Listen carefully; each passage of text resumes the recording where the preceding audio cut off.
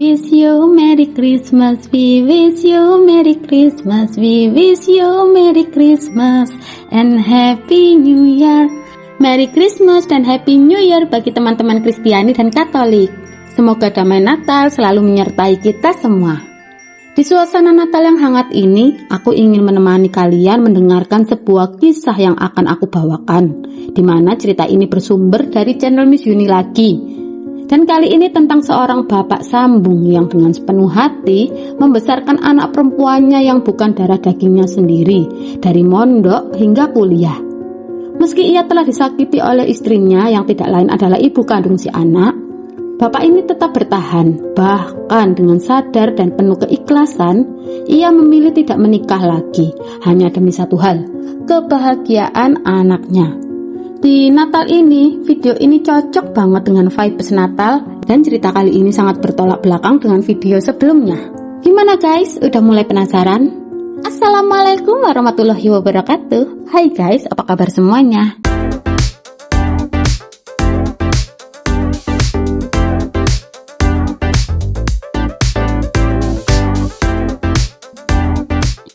Kembali lagi di channel aku Ruth Fermiati, channel yang akan membahas semua rangkaian kisah nyata dari dunia pertekawuan dan pertikaian di seluruh penjuru dunia.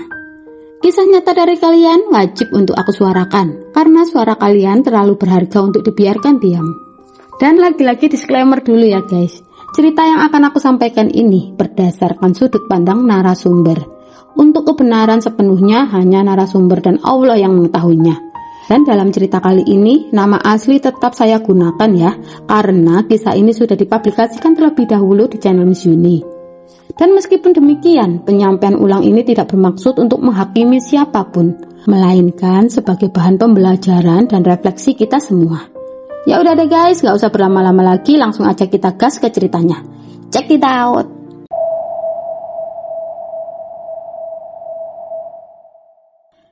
Di Kabupaten Jombang ada seorang pemuda bernama Paijo. Saat itu ia tengah meratapi nasibnya. Usia yang kian bertambah membuatnya merasa sudah waktunya mengakhiri masa lajang dan membangun rumah tangga.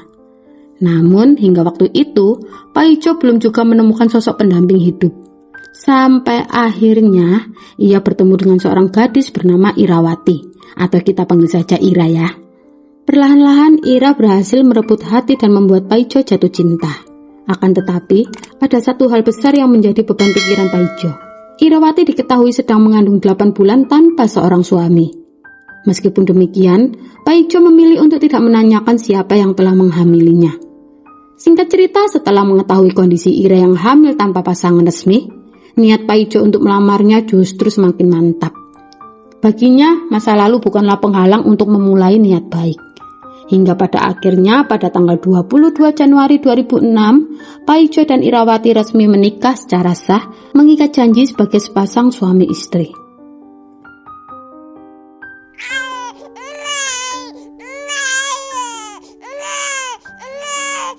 Pak, kita kasih siapa nama anak kita? Apa ya Bu?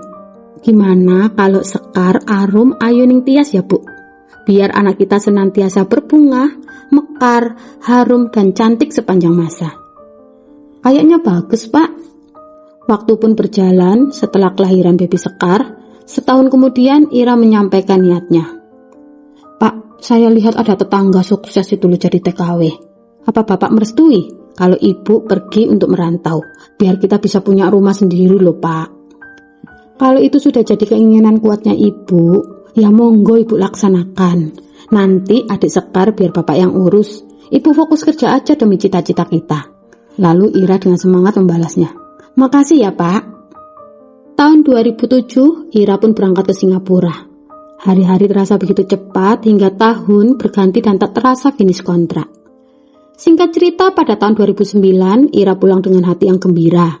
Kembali ke pelukan keluarga kecilnya. Pak, gimana kabarnya? Alhamdulillah Bu, ini tabungan kita. Yuk kita beli rumah baru Bu. Ayo Pak. Akhirnya setelah melalui diskusi panjang dan mencari kesana kemari, pilihan Ira dan Paijo pun jatuh pada sebuah rumah minimalis yang cantik, yang sesuai dengan isi tabungan yang mereka kumpulkan bersama. Rumah itu berada di Umbang, Gedung Watu, Desa Pandean, Jombang. Hari-hari keluarga kecil ini berjalan dengan tenang. Tidak pernah ada konflik berarti antara Paijo, Ira, dan Baby Sekar. Namun setelah setahun kemudian, setelah kebersamaan yang terasa begitu singkat, Ira yang sejak dulu terbiasa bekerja, mulai diliputi rasa bosan menjalani peran sebagai ibu rumah tangga. Rutinitasnya yang itu-itu saja terasa monoton baginya. Lagi dan lagi, Ira mengutarakan niatnya untuk kembali menjadi TKW. Kali ini Ira ingin Hong Kong menjadi tujuannya. Sebenarnya Paijo saat itu tidak setuju guys. Namun dari gelagatnya Ira yang terkesan memaksa, Paijo akhirnya tidak kuasa menahannya.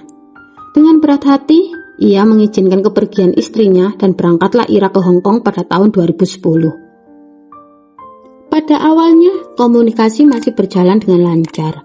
Semuanya terlihat baik-baik saja.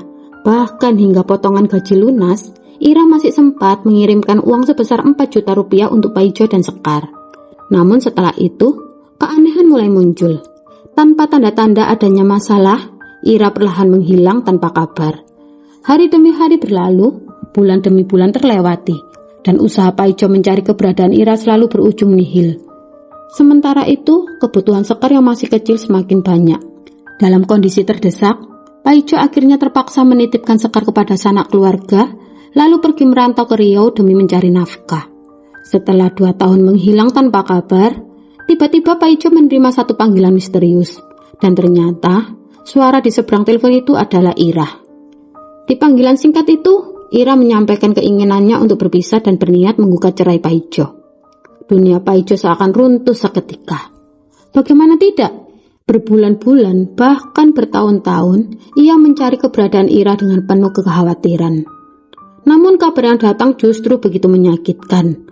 Sebelum Paijo sempat mengiyakan atau mengucapkan apapun, panggilan itu terputus begitu saja. Dan disitulah suara Ira terakhir kali terdengar. Awalnya Paijo diliputi amarah. Ia melampiaskan rasa sakit hatinya dengan mabuk-mabukan. Namun setelah sadar dari keterpurukan, Paijo tersentak. Ada satu sosok mungil yang masih membutuhkannya. Sekar. Sejak saat itu tekad Paijo membara. Ia tidak ingin Sekar tumbuh dengan kekurangan apapun. Demi masa depan putri kecilnya, Paijo memutuskan merantau ke Malaysia. Lalu tahun demi tahun berlalu, hingga pada tahun 2017, setelah 7 tahun menjalani kesendirian dan mengasuh Sekar, meski dalam jarak jauh sekalipun, Paijo sempat menemukan sosok penambat hati yang baru. Saat itu, Sekar telah tumbuh menjadi gadis kecil kesayangan Paijo. Anak yang sudah bisa diajak berbagi cerita, tertawa, dan berkeluh kesah. Namun, niat Paijo untuk menikah lagi kembali sirna seketika, ketika ia membayangkan jika ia menikah, lalu masa depan Sekar justru hancur. Dan Paijo tidak sanggup membiarkan putri kesayangannya merasakan luka yang sama.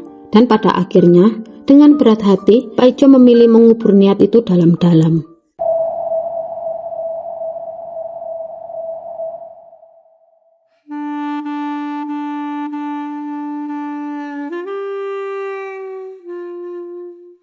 Setelah 20 tahun berlalu, Sekar tumbuh menjadi seorang gadis yang begitu cantik. Bertambahnya usia Sekar membuat Paijo tidak pernah berhenti berjuang mencari rezeki. Apalagi kini Sekar telah masuk pondok ternama di Jawa Timur yaitu Gontor dan juga memasuki perkuliahan di tahun pertama. Kedekatan antara ayah dan anak gadis ini sudah tidak perlu disangka lagi guys. Begitu besar kasih sayang Paijo pada putrinya dan sebaliknya Sekar pun sangat mencintai ayahnya. Hingga suatu hari Sekar menelpon ayahnya yang sedang berada di Malaysia. "Bapak, boleh nggak Sekar tanya sesuatu?" "Nggih, Nduk, monggo. Sekar mau tanya apa?" "Bapak, ibu di mana ya? Kabar ibu gimana ya?" "Sekar kangen ibu, Pak. Boleh nggak Sekar mencari ibu?" "Oh alah, Nduk, ini Bapak ada sedikit tabungan. Lumayan cukup untuk ongkos dan makan Nduk Sekar dalam pencarian ibu. Coba si Nduk cari alamat ibu Ira di Umbang, Gedung Watu, Desa Pandean, Jombang." Dengan semangat, Sekar menjawab, "Nggih Pak, Sekar mau. Nanti pas libur, Sekar izin pulang ke Jombang cari info tentang ibu ya Pak." "Hati-hati ya Nduk."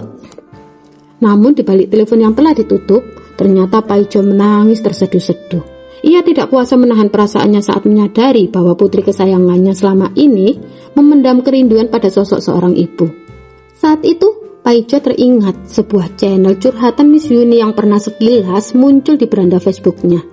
Dalam hati, Pak Ijo berpikir, mungkin keberadaan Ira ini bisa ditemukan jika ia meminta tolong pada Miss Yuni.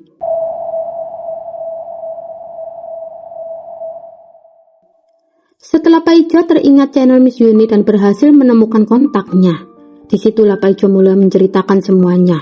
Persis seperti yang saya tadi ceritakan dari awal ya. Di sela-sela curhatannya, Miss Yuni bertanya, "Pak, kamu capek ya Pak?" Lalu Pak Ijo menjawab, "Saya nggak capek Miss, hanya saja saya nggak tega sama Sekar. Apapun yang Sekar butuhkan insya Allah saya bisa Miss." Tapi ya guys, saat live berlangsung, Miss Yuni melihat beberapa komentar negatif dari penonton yang menyinggung soal aib. Lalu Miss Yuni menyela curhatan Pak Ijo dan menegur para penonton. "Sebentar ya teman-teman, sebentar. Ini tuh bukan soal aib. Yang sering kalian sebut aib itu justru sering disimpan terlalu lama. Kadang-kadang memang bukan ingin membuka luka, tapi kisah seperti ini bisa dijadikan pelajaran, terutama untuk perempuan-perempuan yang sedang hamil di luar pernikahan. Di luar sana itu masih ada laki-laki yang mau menikahimu, yang mau bertanggung jawab, harusnya itu dihargai. Saya tidak tahu kenyataannya bagaimana ya, tapi faktanya kamu tuh sudah hamil dengan laki-laki lain. Lalu ada laki-laki yang datang mau menikahimu. Dan kamu itu harus ingat, kamu itu punya anak perempuan. Sebagai orang tua, wajar kalau ada kekhawatiran, apalagi soal masa depan pernikahan anaknya. Bapak ini sudah memendam semuanya begitu lama. Ada kekecewaan, ada hancur, ada luka, tapi dia tetap memilih bertanggung jawab. Bahkan dia rela bekerja ke luar negeri demi membiayai kuliah putrinya, yang secara darah bukan anak kandungnya loh. Dan saya bilang kalau seorang laki-laki sudah sampai menangis, itu artinya bebannya itu sudah sangatlah berat. Lalu setelah Miss Yuni sudah selesai menjelaskannya kepada penonton, setelah itu Pak Ijo melanjutkan curhatannya. "Gini ya Miss, selama 10 tahun belakangan itu semenjak anak saya mondok sampai sekarang masuk perkuliahan tahun pertama, nggak pernah saya seterbuka ini sama Sekar. Saya cuma berusaha menanamkan dirinya dalam agama meskipun ibunya seperti itu. Dan lagi ya Miss, saya di sini itu mendukung keinginan Sekar. Ketika saya sembahyang 2 hari, mata saya itu bengkak karena saya melihat status anak saya yang mengatakan keinginannya untuk bertemu ibunya. Karena Sekar hanya ingin minta maaf Miss, kalau memang kelahirannya itu salah dan berakhir dibuang."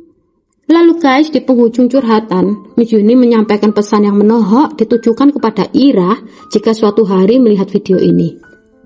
"Mbak Irawati di Hong Kong dari Jombang, ada laki-laki baik Mbak, tolong jangan disakiti. Saya nggak percaya apa yang dikatakan suamimu. Saya cuma minta satu hal, berkomunikasilah. Hubungi anakmu. Anakmu tuh sudah 20 tahun Mbak. Dia itu mondok, dia itu kuliah, dia baik-baik saja, dia cantik. Tahu nggak sih Mbak Irawati, feeling seorang anak itu rindu belayan seorang ibu. Mulia Mbak, kalaupun nggak bisa pulang, teleponlah." Nah itu tadi guys, kisah perjuangan, ketulusan, dan keikhlasan seorang ayah sambung terhadap putrinya.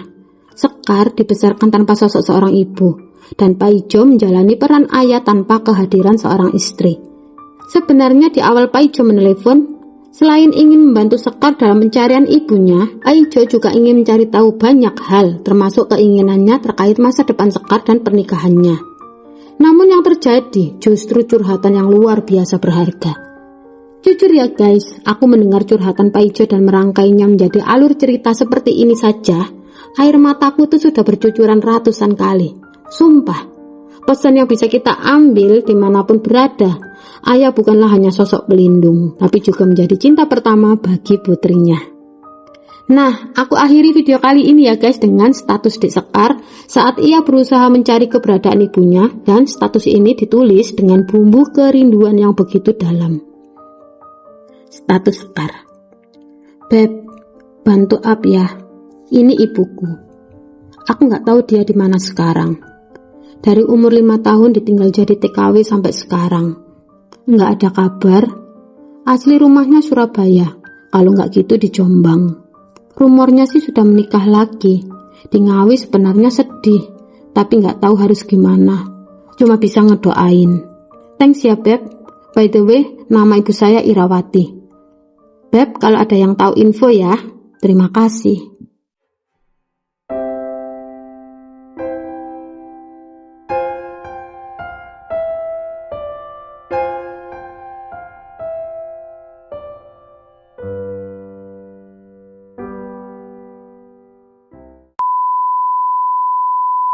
Terima kasih sudah mendengarkan kisah ini sampai selesai. Semoga kita semua bisa mengambil pelajaran dan gak cuma nonton tapi juga merenung. Kalau kamu suka dengan kontenku seperti ini, bantu channel aku ya untuk terus berkembang. Akhirnya aku sudah mencapai 500 subscribers guys. Terima kasih sebanyak-banyaknya buat teman-teman yang sudah support channel aku dari zero sampai titik ini. Jangan lupa untuk like, share, dan subscribe supaya lebih banyak lagi suara para TKW dan TKI yang bisa kita angkat bersama. Akhir kata, wassalamualaikum warahmatullahi wabarakatuh. See you di next my video. Bye bye. Thank you semua teman-teman sudah subscribe.